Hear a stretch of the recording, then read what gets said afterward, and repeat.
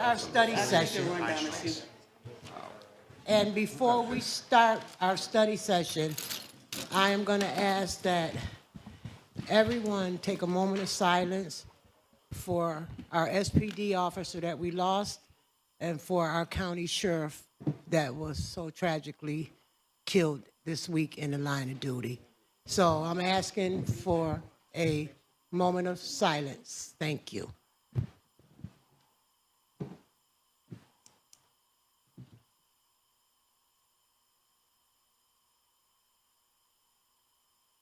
Thank you. All righty. There will be a public hearing relative to slurry seal on the agenda on Monday, May 6th. There will also be at 1 o'clock. There will also be another public hearing on the 6th at 1 o'clock.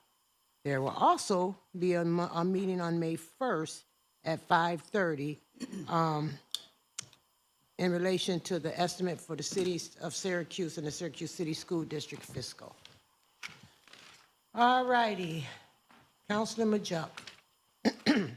Thank you, Madam President. This item, item 9A, is you and I, and it's the updates to CRB law.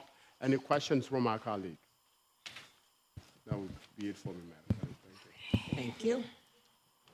All righty, I have deeds. Okay, I'll know by Monday. Councilor Majuk. Thank you, Madam President. I have item 11 to 15. Is fire department here? Chief Mines. Chief Mines.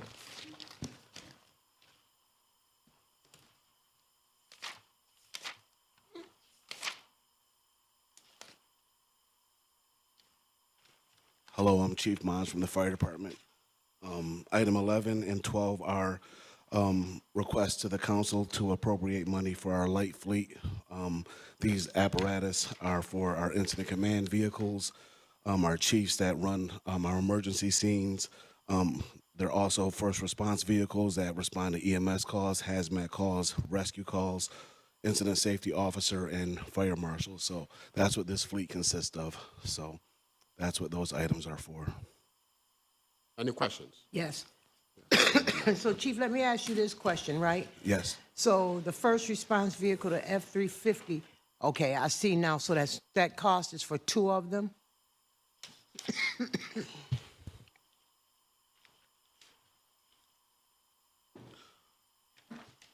That would be for one of the larger vehicles. That would be like to replace our hazmat vehicle. So that's for one vehicle. When you go down the list, we have Tahoes that are the first response vehicles.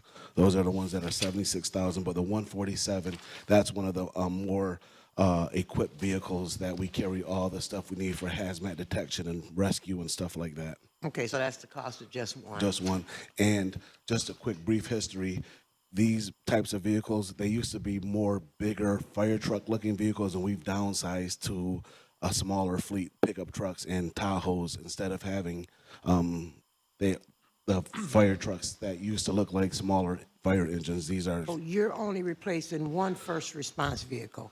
Because I see two listed, but there's no cost for the second one, so it's only one, correct? Yep, we're going to replace one F-350, two Tahoes, and then you go down, and then. Then one deputy chief vehicle? Yep. Okay, so that put it in perspective, because I thought that the 147 was Would be for multiple. two. And okay, so No. okay. That's one of the more highly equipped vehicles that we have that carries more equipment.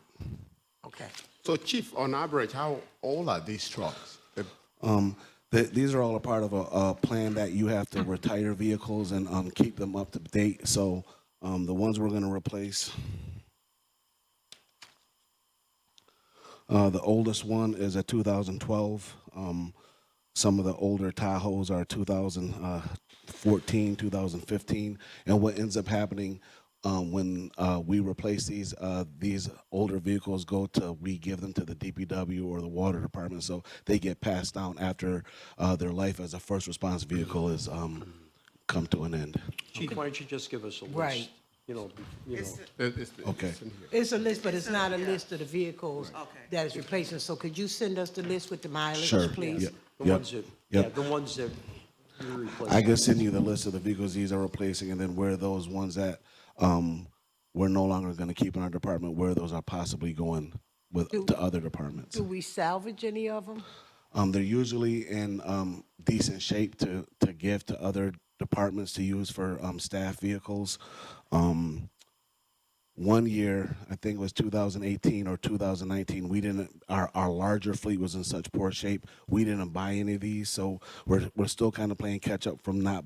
We took money that would typically be used for this light fleet to go towards a large fleet. So So how much catch-up do you have to play? we're pretty much right where we need to be now with these, with the acquisition of these. We're kind of right where we need to be with our light fleet. Okay. Okay. Did we lose an ambulance? Was that ours? That was, That was our ambulance. Was? Yes. Was Yep. it totaled? It's going to be totaled. Yes, sir. So could we not include How this? long to replace that? We are still in the process of that whole process. It takes a little bit of time. We go with we work with the corporation council, and we have the insurance companies come in to estimate it, but the vehicle is going to be totaled. Yes. And again, Chief, we would really want to appreciate you and your team members for all you do for us. Thank you. Thank Yeah. you so much. Yeah. Okay. Any other questions? Thank you, Chief. Okay. All right. Thank you. Thank you. Okay. Item 13. Rich Shaw, First Deputy Chief of Police. Thank you, President Hudson, for that moment of silence, and thank you for all the council members that have reached out and expressed their condolences. We're all human beings first, Chief, regardless of the feelings we have or how we feel about some things that's All I done. have is love for you We're guys. all human beings. Thank you, though. I appreciate it. You're welcome. Item 13 is requesting a waiver for, to get the services of Access Global Group LLC on behalf of the police department for cultural diversity, racial awareness, and emotional literacy training. We'd been using a company out of Colorado that we've had great success with, but our Jawad Rashid is suggested, and he's familiar with local training can be provided with just the same rate of success, and because they're local, it'd probably be a better fit. The reason we're requesting an RFP is because you got to be careful of who you send this type of training out to, because there is a lot of sensitive nerves. We want to make sure that you're getting the right message across, and timing this, we'd like to get this to our next academy that's getting ready to start here shortly. So this is for the academy for the police officers? That's where, yes, that's where, yep. Because we had Dr. Strauss come in from Colorado. I The whole remember. department got that training, civilians and law enforcement. And then we'd been using him because we saw his product and we liked it. But Mr. Rashid thinks that this product would be actually better and it's local. This will replace the other, right?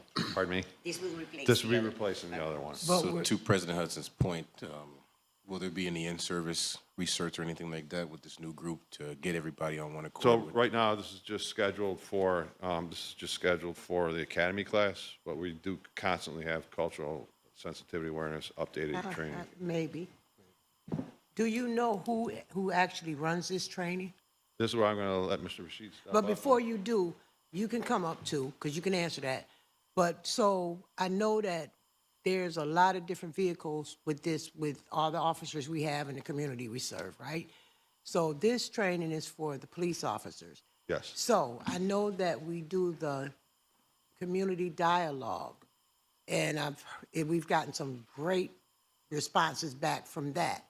And that's community police, so it's a different layer of services. Yes. Okay. Yes, this is just the initial training for the cadets when they're coming in. The community-wide dialogues, that I have been a part of that in the past, is a separate track. Okay, because I heard some of your younger officers have really taken to it, and they're doing phenomenal with the community, and I'm impressed. That's good. That's good. That's the whole goal, right? Make us all get along better and 'cause work together better. It's hard to teach an old dog new tricks, so, Did you have any questions for Mr. Rashid, or? yeah. That's okay, my friend. Hello, I'm Jawad Rashid. I'm the Chief Accountability Officer for SPD. Question is, who runs Access Global LLC? Access Global is run by Dr. Chanel Dawson. Dr. Dawson is a PhD in education, specifically at minority children. She's a PhD in organizational leadership and cultural competency. She's been in the Syracuse area for 20 years. She's run the DEI cultural competency workshops and conferences throughout Central New York, Western New York, and into the Albany area. I've attended at least 4 or 5 of these myself, and she has always got excellent reviews for her ability to relate what's happening within our community to the topic at hand. Okay. Well, that's a great shirt. Thank you. I thought so too. Other questions? Thank you. Thank you, sir.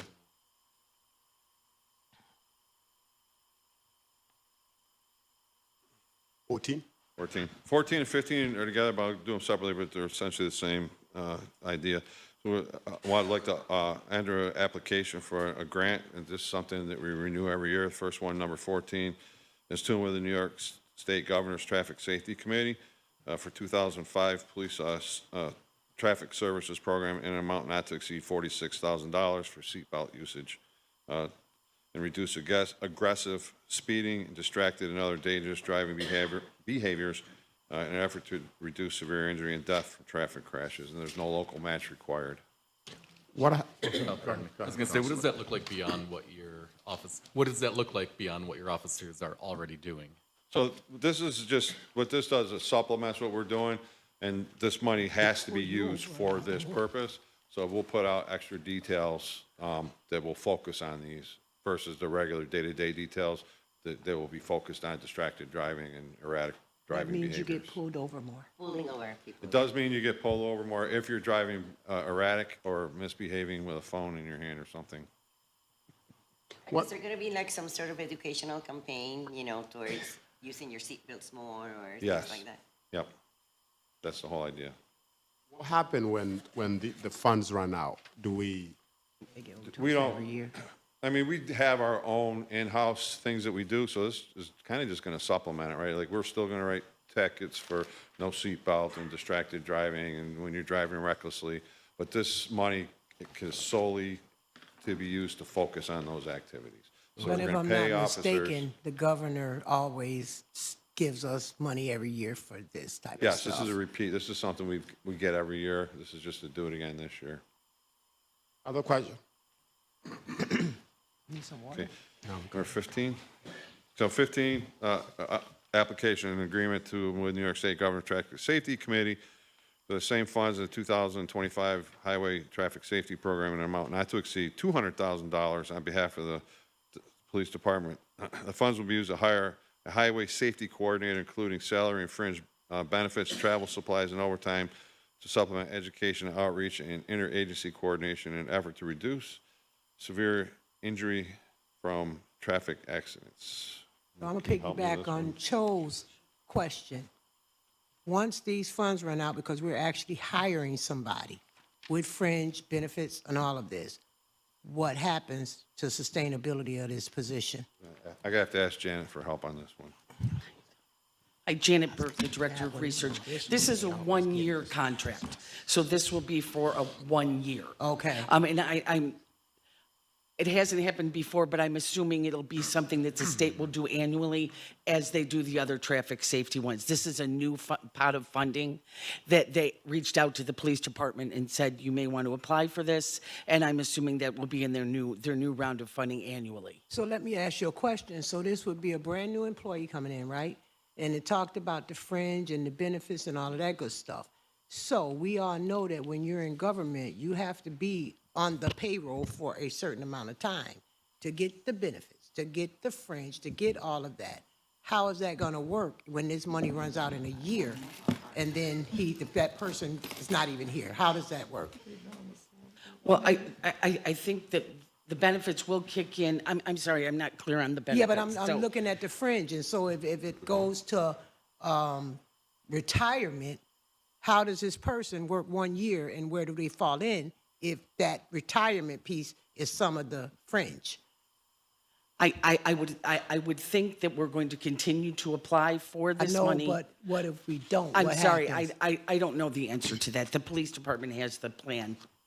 I will look into that and get back to you. Yeah, please. Because I'd hate to be that person that start for a year thinking I'm gonna get a government pension and then I'm out. Yeah, correct. You know, the person should be able to come in with eyes wide open, knowing what the job entails, and it could be a one-year thing, right? So, understood. So I'll find out about that, and I'll send you guys an email so you have those answers. Thank you. Thank you, Chief.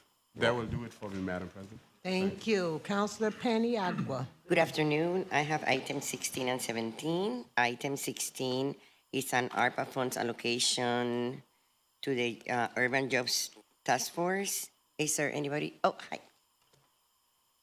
Good afternoon, everyone. Jen Tiff, Director of Strategic Initiatives. Filling in for the Deputy Mayor here on this item. So this is an amendment to an existing ordinance. It really just extends the UJTF contract through 2025 so they can complete their work. They have about $60,000 left on their original I see. contract. So it doesn't add any more money. It just gives them more time. You said $68,000 unspent. Correct. Right. I'm just wondering why is it unspent? Why haven't we trained? Yeah, so I think, as time's gone by, my understanding from talking with DECA is that, they had to redo their project plan a little bit. So initially, they thought they could complete all of the activities. As they've actually rolled out with the sessions and all of the coordinated meetings with DOT and other stakeholders, they, I think, just redesigned how they're administering the program to have milestones that extend through 2025, since they're still going to need to be focused, obviously, a lot on the local hiring provisions through that time. And I think they also hired an executive director in the last year, which is being partially funded by this, but other funding sources. So it helps them to be able to use this money through 2025 to keep that person on board, along with some of the other grant funds that are funding that position. So these people that are going through this certification program will be hiring ready for when the time comes. They'll have all the certifications they need. Yeah, so UJTF's work is really to kind of be the convener of all of the stakeholders involved with local hiring, including the State Department of Transportation, but obviously, city, county, other entities. I don't think UJTF is like doing the training or the certification, and none of this money goes toward those certifications. It really goes to provide staff capacity at UJTF to organize all of the community meetings to get people interested in these jobs, right? That's a big part of it, is like community outreach and engagement, so that members of our community want to get in those certification programs and can get placed in jobs. They're recruiting. Exactly, and start recruiting. So they do more of the capacity building within the community. I'm just wondering if we could get maybe just a number of how many people have gone Yeah. through it and what they've been trained in. Yeah, what sure. specific, trade have they learned? Okay. 'Cause Yeah, I we know can. I know our unions are doing most of the training. Exactly right. Yeah, the unions do the training and the actual workforce development, work. That's not really what UJTF does in this process. But we can get you a summary report of what UJTF has done to date with this money and what they're planning to do That would be awesome. through next year. I mean, obviously coming out of this, it's 81's coming down and all that, Right. and they're going to be trained like that. But if some of these people get what they call a ticket, a union card Right. out of it, that sets them up usually for the rest Yeah, of of their course. lives. So. Okay. Yeah, we can get you some more information. Thank you. Perfect. Any other questions? Anybody else? Thank you. Great. And item 17, it's a contract with Guardian. Good afternoon, Council. Rick Elsevier, Director of Human Resources. Item 17 is to switch our vision care provider from iMed to Guardian Vision.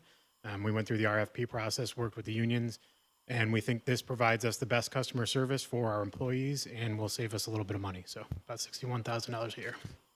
I was in the meetings. I think that this is a great choice for us.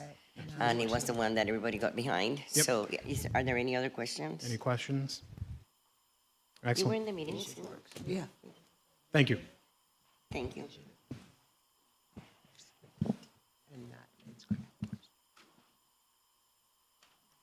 Oh, wait a minute. Are you done? Yeah, with me, I'm done with you? yeah. Okay, so I'm going to Counselor Geathers. Thank you, Madam President. I have items 18 through 26. 18 and 19, we're going to talk about slurry seal. Which is a It's public going to be a hearing. public hearing on this. I don't know if anybody has any questions in the meantime, but we have a public hearing on May 6th at 1 o'clock. Item number 20 is going to be talking about GenOptic, our automated enforcement technology. We have Neil Burke come up to discuss this. This particular project here was RFP. This is just to enter an agreement in the contract, correct, Mr. Burke? Correct. Neil Burke, DPW. As Councilor Geathers stated, this was a lengthy RFP process. A lot of you were involved with that. And this pertains to automated enforcement in school zones only. Happy to answer any questions, but GenOptic was the unanimous selection. They have a lot of experience in this field, and we feel they're the best fit. If you can just give a little brief, very brief, detailed background for this particular item, just in case some councilors might have any other questions further. Sure, absolutely. This is for speed enforcement, red light running enforcement, as well as bus stop arm cameras. And so what that means is speeding in school zones, running red lights in school zones, those will be captured by cameras. We'll work closely with SPD to issue tickets, as well as cameras on school buses. So when that stop sign is out on the side of the bus, I think there was a pretty well reported on incident of this recently. It wasn't in the city, but it's something that we're taking a look at. That will also be covered, so that if you run those stop signs, you would also receive a ticket. Any further questions on this? Neil, could you talk a little bit about the data security associated with this program? Sure. So we are following the recommendations of the surveillance tech group. This was an item that was brought to them, so we're also following the guidance they're giving us, but also the absolute minimums on data collection. So this blurs faces. This does not collect information. It's not shared anywhere. This is only for enforcement purposes. So if you're speeding or running that stop sign or red light. Is it tracking and documenting every vehicle through, or only those with a violation? Only those with a violation. So this doesn't interface with any other systems. This is not used for tracking. This is during school hours, or when the bus is dropping someone off or picking them up. That's the only time this technology is in use. But if you're not running the stop sign or the red light, this you're not covered in this. Any other further questions? Thank you, Neil. Thank you. All right, item number 21.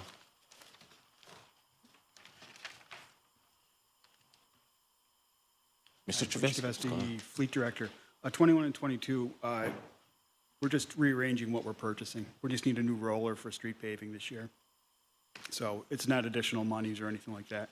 It's all covered under CHIPS. It's just rearranging what we're purchasing through CHIPS. Okay, so you took a plow out and put a roller on. Yeah. Our two rollers are 2004 and 2000, so we want to update one of the two. Okay. So Do you that's it. salvage? Do you We will, salvage? we'll auction it off. Absolutely. That's it. Any questions on 21 and 22? Thank you. Thank you. All right, item number 23 is with JMT for professional services. Hello, Back Council. Back again. Neil Burke, DPW. This is just a correction of the some of the items on the contract, specifically the date. Okay. How are we doing with interconnecting the signal system? Doing well. There's a number of projects out there, and things are moving along quickly. Good. Any questions for item number 23? All right, item number 24. There'll be a public hearing on May 6th as well for the municipal sidewalk program. Item number 25 is the same. We'll all align those together. 24, 26, and 25 are all the same. Hearing none, I think, Madam President, I'm all set with my items. Thank you. Councilor Hogan. Thank you, President Hudson. I have item 27 that I will introduce and table. Thank you. Pending a public hearing on May 6th. Councilor Williams. Thank you, Madam President. Today I have items 28 through 33.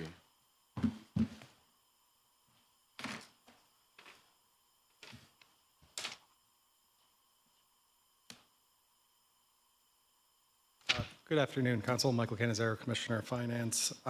So yeah, I believe the FUS contract was held from the previous meeting.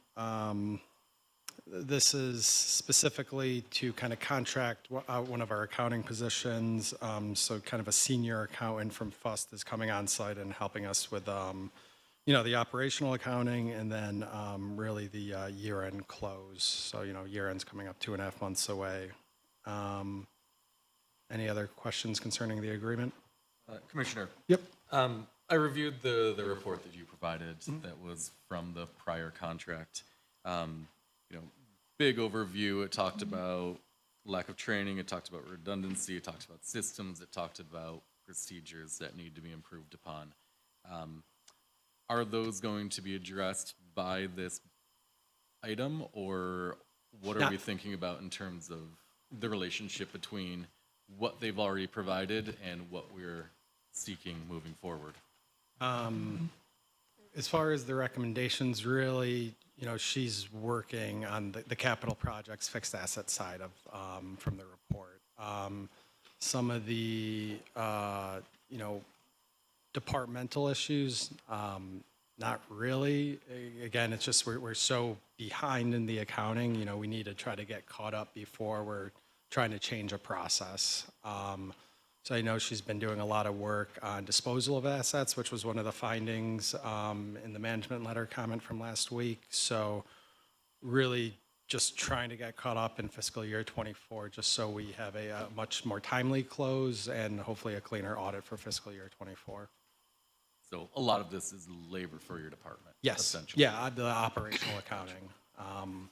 With the payroll bank account, we had the healthcare workers bonus, which went out with taxes, and now we, reissued, and there was a voiding of 352 checks. So trying to make sure we're tracking that and reconciling that. The March payroll bank rec is going to be a nightmare because of that, and just with AS 400. So that's kind of what she's working on, today. Commissioner, this is like a second year of us doing this, isn't it? Yeah. Because So we did this before. Yeah, so the first year, and I shared the report, so the contract in the first year, the primary reason behind the contract was for kind of an internal control report. They met with a lot of departments and just figuring out, okay, if you get a check, how are you processing that check? And what the report found was, depending on what department, that's going to go, it's not just, okay, straight to CPC and we're depositing that. There's a lot of zigzags, and depending on the department, you're going to have different zigzags. So I think the inconsistencies in our process were highlighted in that report. But then the second part of the contract was we had a number of vacancies last year. So we had 2 accountants from FUS working, in City Hall, working on some of our operational accounting. We've made a couple hires. So now we've reduced those 2 accountants to 1 accountant. So she's still on site working for us. And we have a vacant accountant 3 position and a vacant accountant 1 position we're actively trying to hire for. We have an interview for the accountant 3 position tomorrow. So really, if we make those hires, this contracted employee would go away after a couple months as far as her transitioning her work to the new hires. So, Commissioner, what does that 300,000 entail? That's what the amount was last year. I think renewing it, we just kept it at the amount. Okay, I understand that, but I want to know what's included in that. Is that just the employee's salary? Yeah, we're paying, we're not paying $300,000 for 1 employee for 1 year. I believe the contracted rate is, I think $100 an hour. But, okay, and we're reduced to 1 now, right? Yep. So this is probably not to exceed, because I can't see for 1 paying 300,000, so it's No. not to exceed. No, I think right now she's costing us about $12,000 a month. Okay, all right, I just wanted some clarification, because 300,000, I get my CPA.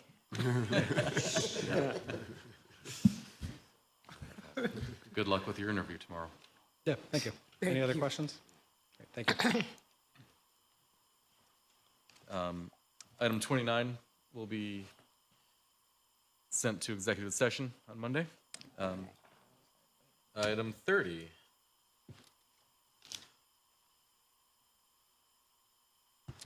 Good afternoon, Janet Burke, Director of Research. This is a request to modify a contract that we have with Sarah Stevens, who does business as Sarah's SS Procurement and Financing. And Sarah currently has a contract with us in research that she assists us when we've had a small staff historically, and she helps us when we need some programmatic help with grants. We also have a grant with the CDC for COVID vaccine hesitancy. It's the CARES Act. We had a program monitor for that program who left the employment of the city. The grant ends at the end of August, so there really wasn't enough time to hire a new person to take just for those several months. So we asked Sarah to take over and do the programmatic reporting for this grant. The money's coming from the grant. The amount of money that Sarah is receiving in her contract is no more than we would have paid the program monitor when she was here in our employment. And we're just asking to modify Sarah's current contract to include the work with the CDC grant. How long is the grant for? It ends August 31st.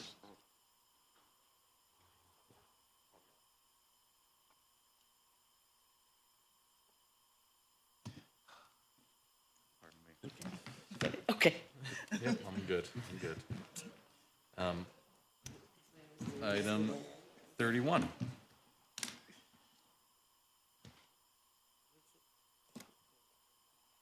Good afternoon, Councilors. Matt OJ, Commissioner of Assessment. We're asking for council authorization today to authorize another Article 11 shelter rent agreement for 11 properties located on Alexander Avenue and the 300 block of Cortland Avenue. This will go toward incentivizing 67 units of affordable and supportive housing developed by CSD LLC in conjunction with a local church. Shelter rent? Shelter rent. Similar conversation to Maria Regina.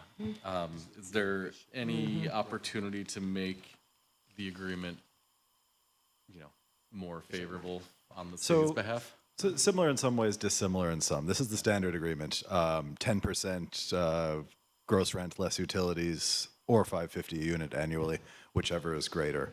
I think we are redoubling our efforts with finance to make sure that these entities are actually meeting their reporting requirements per the contractual agreements and getting us finances. I know Vicky Voss, deputy down there, is taking a close look at these as she's assumed this task. We've discussed a little bit what the liabilities would be with the developer. I think this is the ceiling. I think this is better than revenue neutral for the city in that these are all vacant land right now. So the tax liability on them, to the extent that there is any, is less than what the ultimate liability will be under the shelter rent deal. So I'm a strong advocate. I think this is a good one. I do too, but who is the, because they're kind of like the, St. Anthony's Commons, and they have like oversight for some of the residents, and I kind of know who the people are, but why isn't that included in there?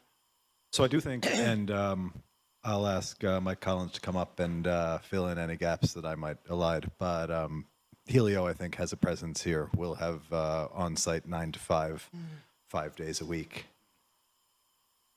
But as he strides up, I think he can offer some more detail. Councilors, Michael Collins, Commissioner, Department of Neighborhood and Business Development. When this project first came forward to us, it was a partnership where there were approximately 50% of the units that had support through the Supportive Housing Initiative of New York State, commonly known as ESHI, that helps on the operating side. The developer then came and said, well, we want to increase the percentage and have more supported units in there. The city pushed back and said, that's not appropriate. It's difficult for people to be successful in an environment where everyone around them is also struggling. So this has come. They've come back to us where they believe now that again, it's about half of the units that would have support. Again, it's Helio that does have that contract with New York, or the pending grant award with New York State. And the way they made it work is they turned around and also got a related grant that helps on the construction side. And I appreciate it because we do need all the help we can get. But I mean, as you ride around the city of Syracuse, I think every building on James Street says Helio. Do they have the capacity to do this efficiently? So, great question. What we have found They're gonna is call me, but okay. Totally understood. I say it depends on the program. Many of the programs that we see across the state, across the city, where we see that the building itself is struggling because of the fact that the residents are struggling and they're connected with a program, are usually underfunded programs. The Empire State Supportive Housing Initiative, the new builds that we've seen over the last several years that include a portion of it that's supported through that are not on our radar from a code enforcement. They just don't show up in our home unit meetings, the high occupancy monitoring enforcement meetings, because we don't have the high level of police involvement or code enforcement involvement. So I will say it is program specific. And this has been a program that we've seen success with, as long as it's not the entire building. Who has St. Anthony's? St. Anthony's is from home leasing out of Rochester.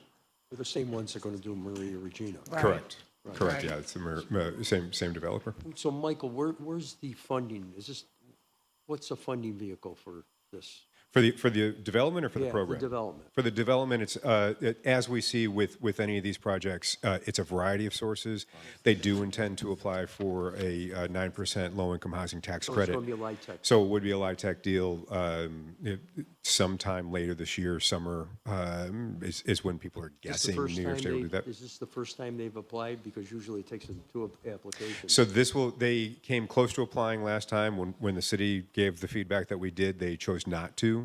So this would be the first application for this program or for this project.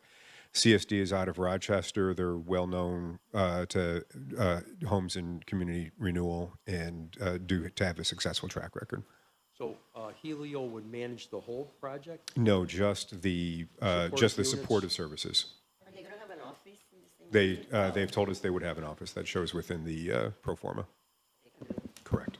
Michael, do we have a mechanism, and this is going to what President Hudson said, so do we have a mechanism to check on the actual support level that these residents are getting after they build something like this? Because I think some of the calls that we get are from actual residents who were promised a supportive atmosphere, who are not necessarily getting a supportive atmosphere, and then the building just turns, and those are the calls that I get for sure. Sure. So again, that's program specific as to where those supports come from, because we do see issues, and again, the challenges that we most often see are where there's issues related to the rent support, but not the support of the individual. What's unique about this program is that it comes with funding from New York State, so the reporting goes to New York State on it. The local municipalities are not typically involved with that. We can't require that to a degree, or I mean. That's an excellent question. I'm not sure. We look into that with Corporation Counsel and New York with the State applicant. way over there. Understood. Absolutely. Yeah, which is honestly why we provide the feedbacks in these meetings about what's it going to take for the city to consider a support of the project. Because I think for us, for me anyway, I can't speak for everybody at this table, but for me, I think a lot of the projects, I think a lot of the things that we do, we need to be adequately informed so that we can make the proper decision that we need to make. And when you don't have that information, that throws everything off. And that's why we always come back amending this and amending that, and we need to have it straightforward from the beginning. Understood. For comparison, CSD and Helio have combined on a similar project that's known as Star Park out in State Fair Boulevard. So we have seen these two companies work together in a way that has stayed off of our radar very successfully. That, of course, is a different neighborhood, which is why we were really particular with them about exactly how many people they would be looking to support within this building, and said no to them when they looked to increase it. Because I want to see the success of this neighborhood, because it's been one of our chronics. So, I mean, over there, it's a whole different ballgame. But I need to know what's going to happen on that court and corridor. So to that end, Council President, what I would say is you all may recall that in combination with Jubilee Homes and Home Headquarters, we supported the construction of 2 owner-occupied homes on MLK just on the other side, across from the Creek Walk, across the other side of Cortland. And then with all the development that we're looking at on the other side of Salina, there happens to be in the middle 2 buildings that are owned by Syracuse Model Neighborhood Corporation that are being, we're looking at what those could be sold and redeveloped for. There's another one that was a former Tim and Troy Green building that's been sold to a developer that's looking for financing to redevelop it. And so Deputy Commissioner Owen Kearney of Planning Department is actually taking a look at that whole area right there around how do we coordinate good planning so that everybody knows what's going on with the fact that since neighborhood and business development has so many of these different sources of input, we're able to take a look at it and make sure that there's good But planning. I thought the Syracuse Model Neighborhood, and I'm not gonna beat this down, but I thought the Syracuse Model Neighborhood, those 2 buildings, I thought Home Headquarters was doing something with them. So they're looking to sell them to a locally owned developer. Who is, Home Headquarters? Home Headquarters is, yeah. Because I thought they was involved some kind of a way with Home Headquarters. Yeah, Okay. and I can catch up with you about that later if you want. But Okay. we do see a lot of positive development around here.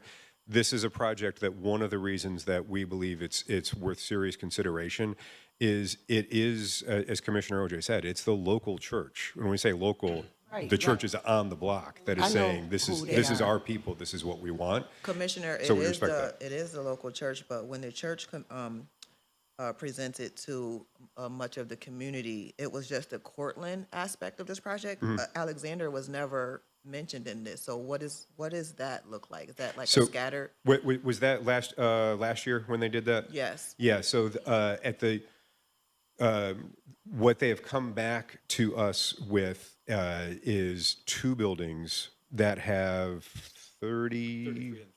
Yeah. So a little over 30 units per building. So it's that goes across a few different parcels.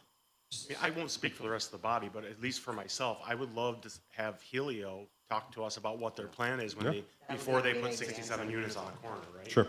Well, Helio would only be associated with half of those. Okay. Yeah, So- but fair, 34. fair point. Absolutely. That's the coordination aspect of this whole thing. You got Helio, and the other half are going to be managed by.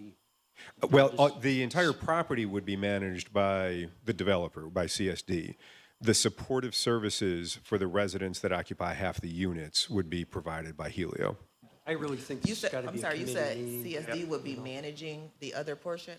So the property management is all by the developer. So they're the developer and manager, so that's CSD.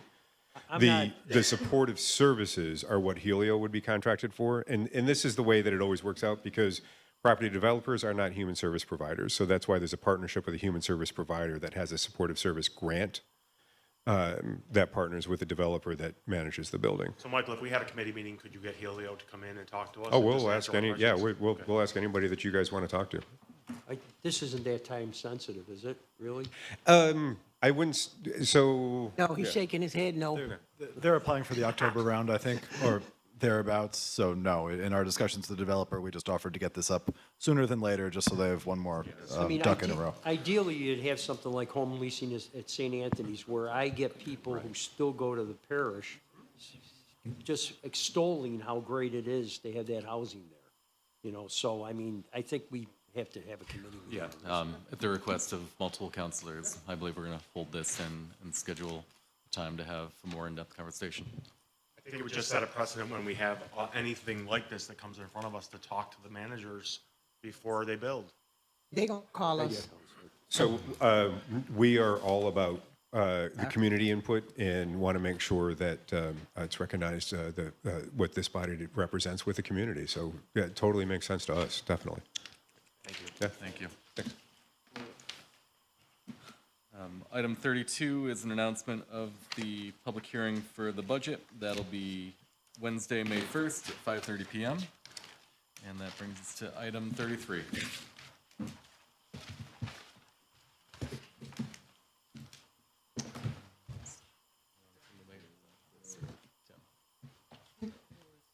Tim, right? Tim's coming. This is just the annual estimate for the budget and the public hearing, and then the second item is for exceeding the tax cap, which we do in the proposed budget. Any questions? Just one, do we get dinged? Do we get dinged? Not in practice, no. There's no checks that get mailed out anymore that are contingent on being beneath the tax cap. Okay. All set. Thank you, Thank Madam you. President. All right, here we go. No, No, we're not doing that. We're not doing that. Corey, can you call SPD? We're not doing that up in here. We're not doing that in here, okay? You coming in here with all that. Nobody doing that. And the rest of you that's in here, SPD is coming. So when you stand up, you will be escorted out. Make sure you call them. Ain't nobody doing that. We got business to run, and you're not going to do that in here. So I know some of you are planted, so you can plant yourself right out the door. Nobody doing that. The hell you think you going to make somebody do what you want them to do? You done lost your mind. Commissioner? You Item want me to number, move forward? Yes. Have items 34 through 64? I'm glad the Item president's 34. uh, afternoon, Councilors. Michelle Spansky, Deputy Commissioner of Neighborhood Development. Item number 34 is amending our ordinance of qualified contractors. We're adding a contractor that picked up a project specific to our emergency repair program. Any questions? Any questions? The only thing I wanted to say was, Michelle, can you, next time we amend this, can you send a list of, Of you the know, so other- we can keep the list Yeah, going? absolutely. All right, I Yeah. didn't ask you that before, but. Yeah, that's what I wanted Sure to thing. ask. Okay. Thank you. I'm fine. Right? Afternoon, Councilors. Kimone Jordan, Director of Housing and Neighborhood Planning. So items 35 through 64 are requests for council to authorize a transfer of these 30 or so properties to the land bank after the foreclosure process is complete. And come on, the ones that we discussed were already pulled back? 'Cause they weren't- Yes, okay. they were pulled back, so they never got on the agenda. Okay, all right. I just have a general question. Sure. Can you just quickly explain what the process is that we go through when there's a renter in the property that we're about to seize? Sure. So if there's a renter in the property, we normally conduct door-to-door engagement. So Kaylin Hubbard is our Southside planner and foreclosure prevention support person. So she would go out, knock on the door, you know, make the tenant aware that the property is in foreclosure and advise them to reach out to the landlord. If they are interested in purchasing the property, they would be giving like a right of first refusal almost by the land bank, as long as the property is in livable condition or the repairs aren't so extensive that it's extremely expensive. So say the tenant stays in the property during the foreclosure process, it goes through foreclosure and the land bank has it. The land bank actually has a contract with Catholic Charities who supports relocation assistance. Ramon, I have a question. 1515 Lodi Street, Mhm. which is Mussolino's, so it's where there are back taxes. Mhm. So we're going to seize his property? There are back taxes, so it And is we in know foreclosure. that it is contaminated. It's been a repair shop for many years, and are you aware that in the back of his business, facing North McBride Street, they did a lot of illegal dumping? I did not know that, but we Yeah, can have I was told DPW by, take it out. so I was told that by neighbors. He would do illegal dumpings, tires. And so I wanted you to make aware that you're not just getting that property from him, but you have to really go in the back and surrounding areas. You're gonna Absolutely. find some contamination. All right, Thank you. Yep, and the land bank, they have had a ton of experience with Okay. potential brownfield properties and ones with contamination. I had a part B to my question. So Sure. when that happens, if you have somebody that we refer to Catholic Charities, do we have a pretty high success rate of relocating them currently? Yes. Okay, okay. There have only been a few properties where tenants have refused to leave, but. You said they Councilman refused. Matt, so the land bank will work with those people too when the property goes over. So we have the capacity for Catholic Charities to relocate them with the shortage that we have going on in the city? Yes, I believe so. Okay. 'Cause I hope Sergeant Romaine get up here, because that's a plant right there. And I know he is. Any other questions about the I think properties? somebody playing with them. The hell out of here. Just want to talk to you a little bit about Catholic Charities. When you have to put someone in through Catholic Charities in another apartment, do you look through that property, those apartments? They are safe, they're clean? Yes, so as soon as the land bank takes title, they will actually assess the property, and the tenants will give permission to go inside. They'll determine the conditions. As I explained, if it is livable and the tenant is interested in purchasing, then the land bank will connect them with home headquarters and get them qualified for a mortgage, and they can purchase the property. If it is in deplorable conditions, if it has a potential to be unfit for occupancy, then that's when the relocation will. Okay, so Oh, I'm sorry. Does that happen often? Do people buy their properties? Yes, it does happen pretty often. Thank you for your hard work again. Yeah, no problem. Thank you, come on. No problem. Thank you. All righty, with that, I need a motion to adjourn. So moved. Second? All in favor? We're done. I'm back. Yeah. He's back.